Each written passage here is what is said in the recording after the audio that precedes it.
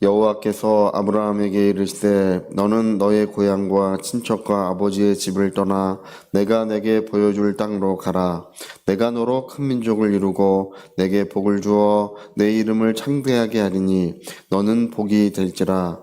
너를 축복하는 자에게는 내가 복을 내리고 너를 저주하는 자에게는 내가 저주하리니 땅의 모든 족속이 너로 말미암아 복을 얻을 것이라 하신지라.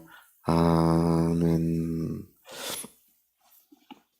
네, 우리 인간의 역사에 대해서 주로 세 가지 큰 견해가 있어요. 첫 번째 견해는 이제 옛날 그리스 사람들이 이제 역사를 생각하는 것, 인간의 역사를 생각할 때 이 순환적 역사관이라는 게 있어요. 이거는 역사는 계속 반복된다. 계속 옛날의 일들이 오늘에 또 반복되고 오늘에 있었던 역사는 또 후대에 계속 반복되는, 인간의 역사는 이렇게 계속 반복되는 순환적 역사다. 이게 옛날 그리스 사람들의 역사관이에요. 이런 그리스 사람들의 이 역사관을 유럽 사람들이 이제 많이 이제 수용을 했었어요. 그래서 역사는 이제 계속 반복되고 똑같은 일들은 계속 이루어진다, 일어난다, 이렇게 생각을 했는데, 이제 시간이 지나면서 이 역사가들이 계속 역사를 살펴보니까 그게 아니구나. 사람의 역사는 계속 발전하고 있구나. 뭔가 달라지고 있구나. 이런 걸 발견하게 됐어요. 그래서 지금은 이제 이 순환적 역사관, 역사가 계속 반복된다는 이 역사관은 이제 거의 통용되지 않고 있어요. 두 번째 역사관이 이제 그 칼 막스, 우리 이제 너무 유명한 사람이죠. 이 자본론을 썼던 공산주의 선언을 이제 엥겔스라고 하는 사람이 이제 옛날 파리에서 1800년대 1850년 몇 년도인가 그래요. 공산당 선언을 했던, 아주 그냥 미쳐 날뛰었던 사람들이에요, 이 사람들 다. 그래서 이 공산당 선언으로 말미암아 이 폭력의 정당성, 어떤 목표를 위해서는 뭐 사람들을 죽여도 된다. 폭력의 정당성을 외치고, 이 러시아에서 2천만 명의 사람들이 영문도 모르고 죽었어요. 그것 때문에. 이 중국에서는 3천만 명의 사람들이 죽었고요. 우리나라에서도 이제 수백만 명의 사람들이 죽고 이제 사상자가 났던, 지금도 나라가 이렇게 분단되어 있는 중요한 이유 중에 하나가 폭력의 정당성. 이 역사는 이 나중에 유토피아를 건설할 것이다. 이 공산주의 사회, 모든 세상이 공산주의 사회가 돼서 유토피아가 될 것이다. 인간의 이성으로 세상을 완전한 세상으로 이제 변화시킬 수 있다. 뭐 이렇게 이제 주장을 했던 거예요. 그래서 공산주의 역사관이 있어요. 공산주의 역사관. 종래에는, 마침내는 세상은 그렇게 발전될 것이다. 여러분, 중국이 공산주의를 포기한 것 같지만 그렇지 않습니다. 그들은 아직까지 이 공산주의 역사관을 계속 진행시켜 가고 있어요. 공산주의라고 하는 것과 자본주의가 부딪히는 것 같지만 중국 사람들은 애초에 그런 생각을 안 했어요. 그렇게 생각하는 분들이 많아요. 근데 중국 사람들은 애초에 그런 생각 자체가 없어요. 자본주의를 발전시켜서 종래에는 공산주의로 가야 된다. 항상 이런 생각을 해요, 중국 사람들은. 그러니까 그게 없어진 게 아니에요. 그리고 이제 세 번째는 어거스틴의 역사관이 있어요. 이거는 어거스틴의 역사관은 이 역사를 배우는 사람은, 역사를 배우는 그 학생들은 다 배워요. 어느 학교든지. 이 어거스틴의 역사관은 하나님은 세상을 창조하시고 이 세상을 경영하셔서 마침내 하나님의 뜻이 이루어지면 세상이 끝이 난다는 것입니다. 우리는 하나님께서 세상을 창조하셨을 뿐 아니라, 오늘 창세기 1장 1절이 그 얘기죠. 태초에 하나님이 천지를 창조하시니라. 근데 창조로 끝이 난 것이 아니라 하나님께서는 이제 사람들 가운데 계시고 자기를 나타내시며 말씀하시며 또 인도하시며 역사하고 계십니다. 오늘도 역사하고 계신 줄로 믿습니다. 그래서 마침내 하나님의 뜻이 이루어지면 인간 역사가 끝이 나는 거예요. 인간 역사는 무엇이냐면 하나님의 뜻을 이루기 위한 바로 그 모든 과정이에요. 인간 역사가 그거예요. 하나님의 뜻을 이루기 위한 과정이에요. 그래서 사도 바울은 재밌게 봤어요. 여러분 에베소 읽어보면 사도 바울은 인간 역사를 굉장히 재밌게 얘기해요. 뭐라 그러냐면 한 몸을 만드는 거래요. 한 몸. 예수 그리스도가 머리가 되시고 그의 한 몸이 완성되면 인간 역사가 끝이 나는 거예요. 또 한 가지는 뭐라고 되어 있냐면 하나의 성전을 건축하는 거래요. 예수님이 모퉁이돌이 되시고 사도들의 터전 위에 하나의 성전이 지어지는 거. 우리도 이제 하나님이 영원히 거하실 처소가 되기 위하여 지어져 가고 있는데 하나의 성전이 완성되면 인간 역사가 끝이 나는 거래요. 이게 사도 바울이 에베소서에 기록된 바울의 역사관이에요. 여러분 어떻습니까? 그게 맞는 이야기입니다.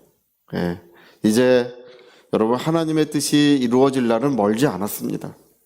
종래에 이루어지게 돼 있어요.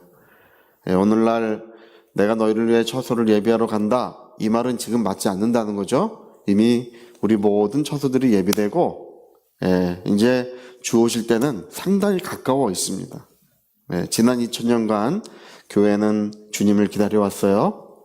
그러나 모든 나라와 모든 민족들 가운데 복음이 전파되고 충만한 숫자의 이방인들이 주께로 돌아오기까지는 주님은 다시 오지 않는다고 했습니다. 근데 지금 모든 나라 민족들 가운데 복음이 전파됐고 충만한 이방인의 숫자가 주님께 돌아왔어요. 그래서 제가 지금 주님이 지금 곧바로 오시는 건 제가 반대하고 있습니다. 할렐루야. 안 됩니다, 주님. 아직은 안 됩니다. 조금만 기다려 주십시오. 우리가 아직 할 일이 있습니다. 뭐 이렇게 제가 했다고 해도 별 이렇게 큰 영향은 안 주는 줄로 믿습니다. 그래도 이제 그렇게 하고 있어요.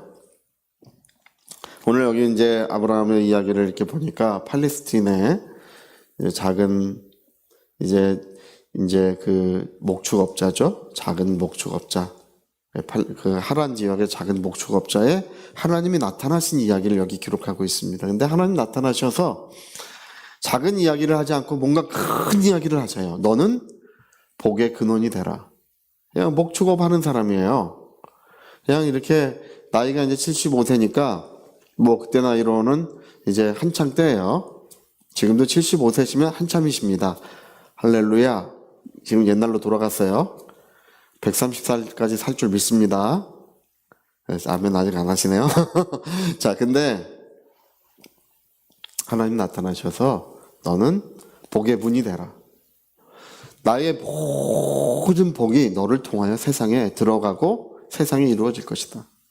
너로 말미암아 땅의 모든 민족 모든 족속이 복이 전파될 것이라고 하나님 그렇게 말씀하십니다. 아니 이게 가당키나 한 말입니까?